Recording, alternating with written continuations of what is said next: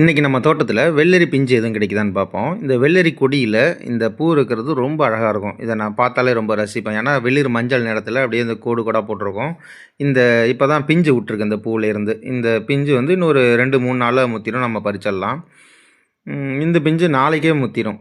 வெள்ளரியை பொறுத்தவரைக்கும் டக்குன்னு பிஞ்சு வந்து பெருசாயிடும். நீர் சத்து நிரம்பிய தாவரங்கள் எல்லாமே தனது பிஞ்சுகளை நாளுக்கு நாள் மிகப்பெரிய அளவுல வளர்ச்சி அடைய செய்யும். நம்ம நேத்து இத்துணூண்டு தானே பார்த்தோம். இன்னைக்கு இவ்வளோ பெருசா இருக்கே அப்படின்ற அளவுக்கு டக்குன்னு பெருசாயிடும். இந்த பிஞ்சை இன்னைக்கே நம்ம சுவைக்கலாம். ஆனா இருந்தாலும் இதை நாளைக்கு பறிச்சோம்னா இன்னும் கொஞ்சம் பெருசா இருக்கும். நம்மளுக்கு அளவுல பெருசா கிடைக்கிறதுனால இன்னும் டேஸ்ட் பண்றதுக்கு அதிக நேரம் சுவைத்தன்மை கிடைக்கும். இந்த வெள்ளரி கொடி நம்மளை ரொம்ப ஏமாத்தும். எப்படி ஏமாத்தும்னா, இலைக்கு அடியில அந்த பூவை நிறையா வச்சிருக்கும். அப்போ அந்த பிஞ்சு இருக்கிறதே நமக்கு தெரியாது.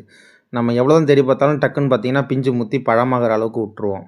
அப்போ அது பழமாவும் சுவைச்சுக்கலாம், அது நல்லது தான். ஆனா உடனே பழம் நம்மளுக்கு வெள்ளரி கொடியில கிடைக்கிது அப்படின்னா, அது பிஞ்சு விடுற தன்மை குறைஞ்சு போயிடும். அதனால தான் பழம் கடைசியா அந்த கொடி முத்துற ஸ்டேஜில தான் விடுவாங்க.